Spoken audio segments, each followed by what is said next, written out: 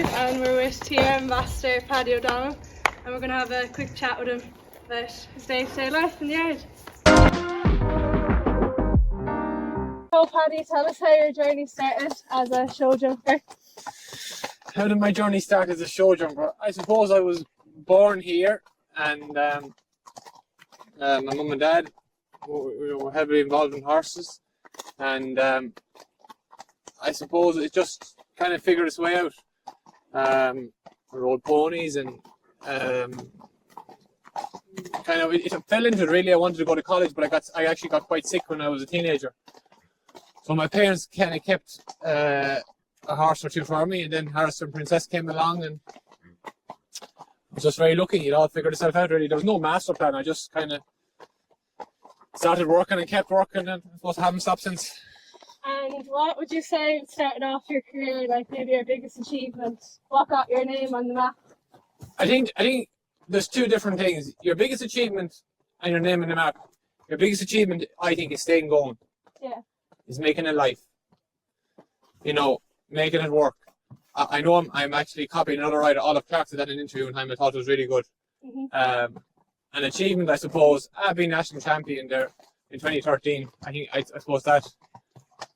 But again, it meant a wicked lot at the time. It's all relevant. My mum was really sick at the time, and you know, I suppose it was great that happened. You know, before she passed away. Tell us about your daily routine in the yard. How's your morning start?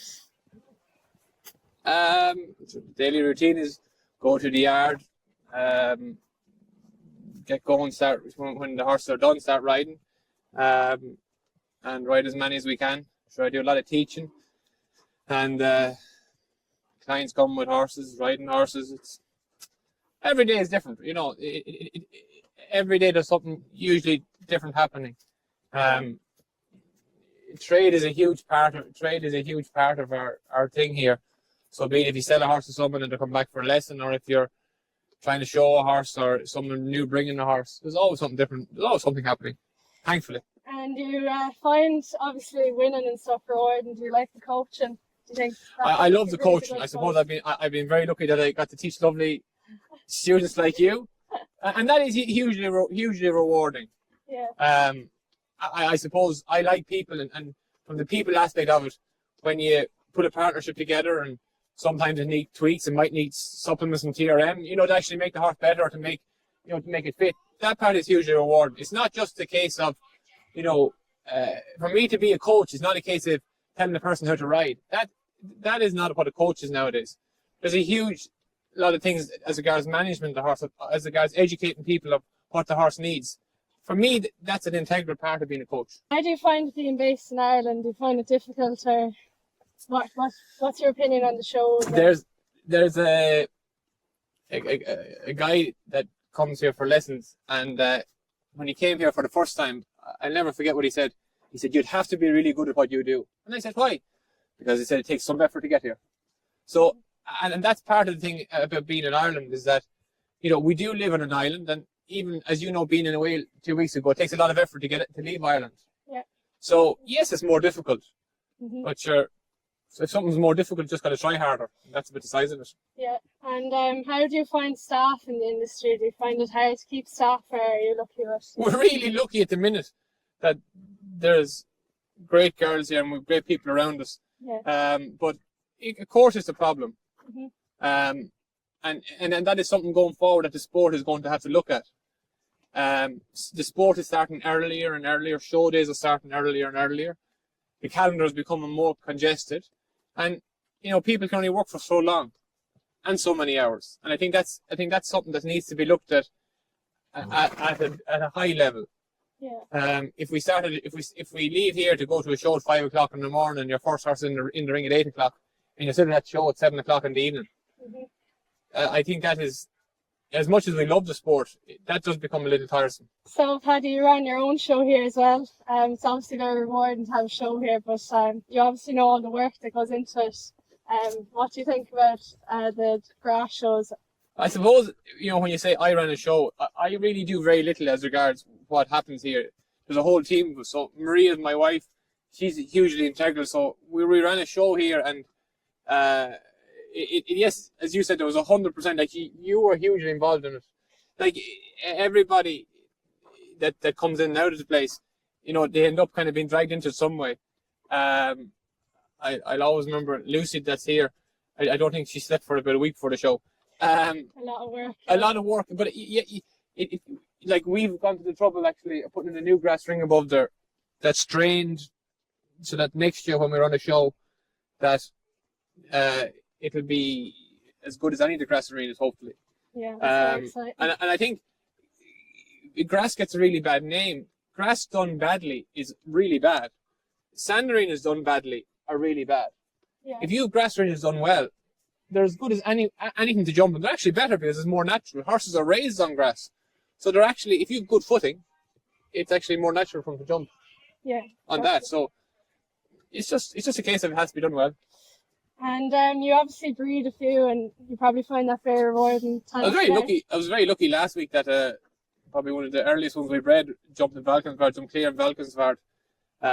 It's by Roman out of Shenandoah, Tia, who was a mare that I jumped, and she got injured, and so I suppose you had a good mare. We covered her with a good sire, and you know, we're lucky that it worked out. Yeah. She looks very promising, and yeah, for sure, you're going to be a little bit more. I don't want to use the word patriotic, but it's a nice feeling when you ride something that you were there on its insemination when it landed out in this world. You know, getting it to drink, hoping it's going to live. So yeah, for sure, those things are lovely. Yeah, and you mentioned you recently put in new grass. You know, what other facilities do you have in the yard? What would be your staple facility? I suppose I'd hope that our grass ring will be a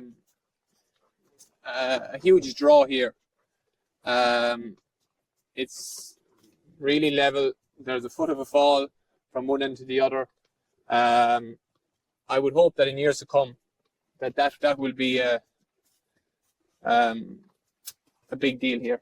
You obviously jump a few of your own horses, but you've a lot of loyal owners. How do you find dealing with owners these days? Are you lucky with? I'm really lucky with owners. Owners are an integral part of the sport, and if we don't have them, it doesn't work. Like we need owners in the same way as in any part of the horse business. You need to have people that are going to give you horses, and we're just really lucky that we have them. So tell us, if you tried one horse ever, what horse would it be? I in any time in an interview, I always say Gem Twist. Gem Twist. Nowadays, like you know, such wonderful horses, Explosion. There's so many wonderful horses, but why I say Gem Twist was that he was so good with so many riders. He was such a trier. I actually used a kind of a relation of his through cloning Ganish, and a couple of Byman, and they look to be really special. So, what would be your favourite show in Ireland every year? Sure, Dublin, without question. Yeah. Your whole year is built around it.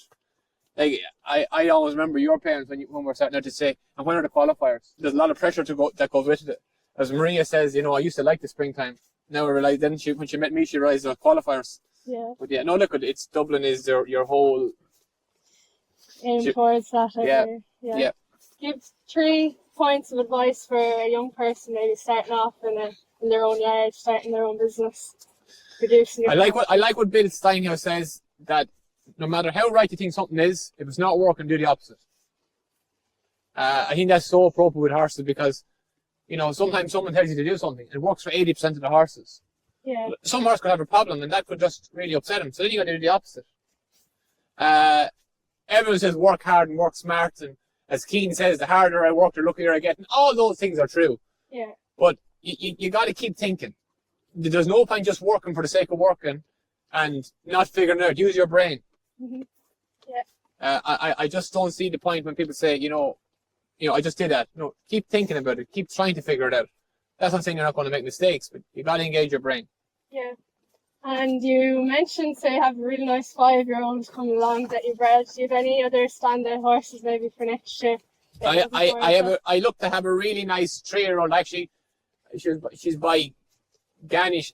She's a half sister to the one that was in Lannigan.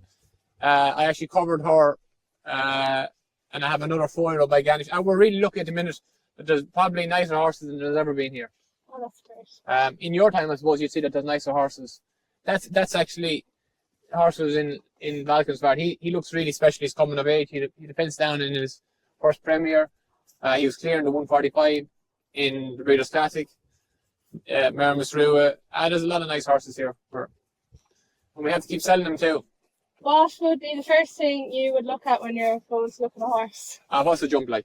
Jump. Everything else, we're so wrapped up in the world of x-rays and, you know, if they don't jump well and the jump isn't easy to ride or it's not going to be uniform or, you know, the jump is what they're jumping based animal. I loved what Mark Johnson said recently in an article. He said, if you have a Ferrari with 4 bad tires or a Mini, which would you rather drive? And I drove the Ferrari any day. What do you find one of the most rewarding things about the sport? You're obviously a coach and do a lot of show jumping to a high level. I always think if you say that one of the most rewarding things is winning, which is actually is, but it's kind of a selfish thing, and I think I wouldn't call myself a selfish person. So I'd say definitely one of the most rewarding things is in my time was definitely seeing you and Lear a few weeks ago.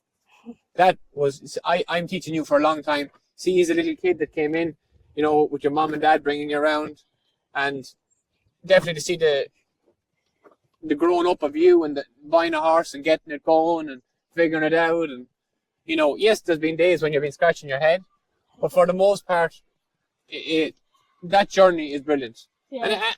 And that's hugely important. And I would find that's probably one of the most rewarding parts of it.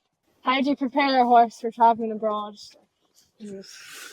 Stomach or there? I always think for horses to travel abroad, you just got to take into account the stress of it. So the stress is on their stomach, the stress of them sweating, you know, the bows of keeping them hydrated. Sometimes they can actually make them quite tired, the whole thing. So therefore, then you need their energy levels up. So that if you have a horse with a lot of energy and they travel okay, well then it's not going to be a problem. But if you have one that needs all this energy it has and it gets worked up traveling, well then that's going to be a problem when you get there. So little things like that, and TRM are fantastic.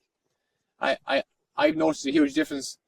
You know, their products cover everything. So, you know, your vet's bills are smaller, your horses are healthier, my wife is happier. It's a win-win situation. How would you encourage more young people to get involved in show jumping or even any discipline? I think that the sport has a little bit of a problem in attracting in people. And I'm not actually quite sure how we do that. We have to look at the benefit of the sport. What does the sport do for a teenager? Well, the first thing it does, it gives them structure.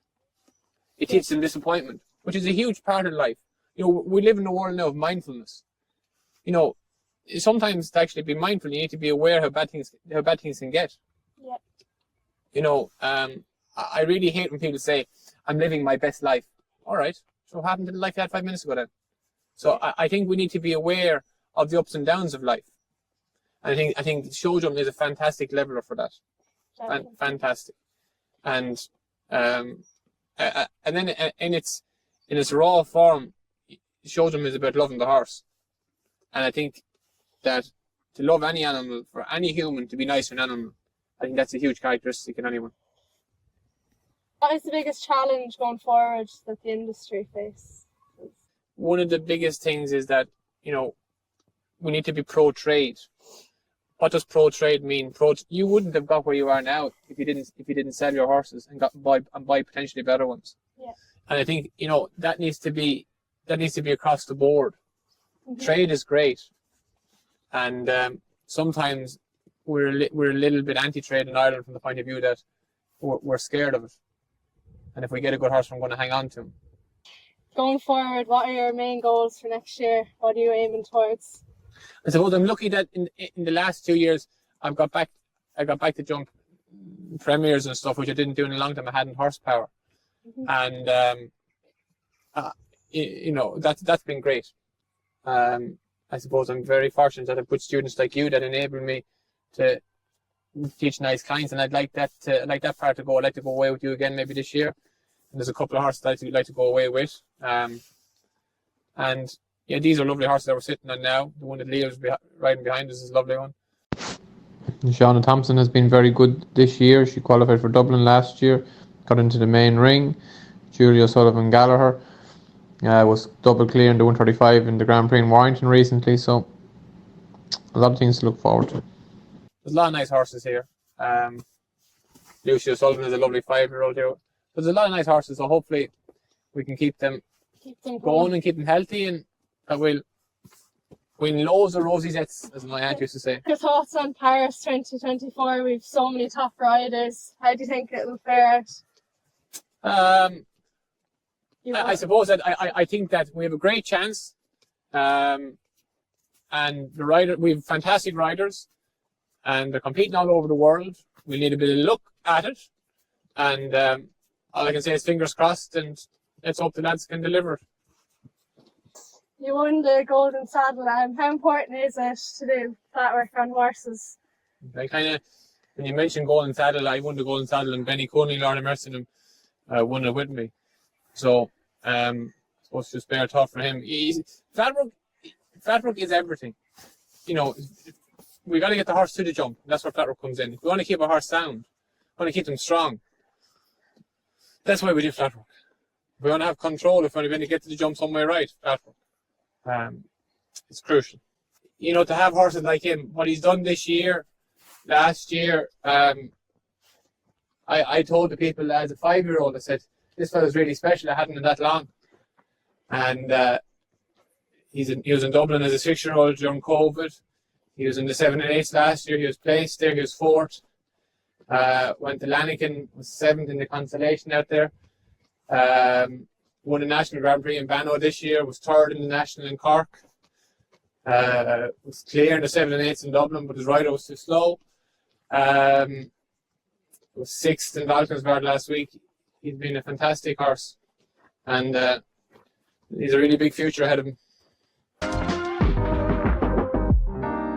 Mayor Gelding. Mayor. Favourite food?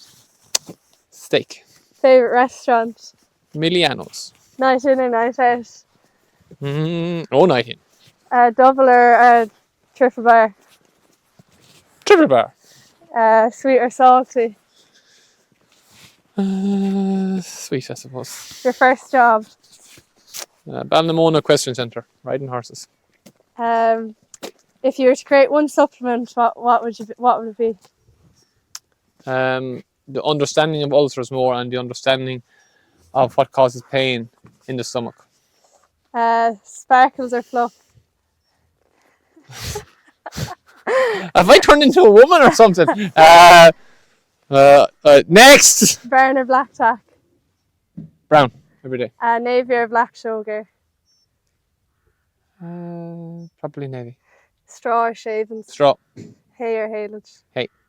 Blonde or brunette? I'm sure I'm married to brunette, so even though the present company excluded. If you had 5 minutes left in the world, what would you do? I would do 2 things. I'd give my family and my wife a hug, and the second thing I would do is I'd get in the car and go as fast as I could for as long as I could. Showjumper, what would you be? Yeah. I'd probably like to do something in business, even though my wife tells me I'm a hopeless account keeper, which I am. But I love the kind of story of money and all that. So one place you like to go on holidays? Well, probably Mauritius or something like that, because it's probably what we see on Instagram when we click into it.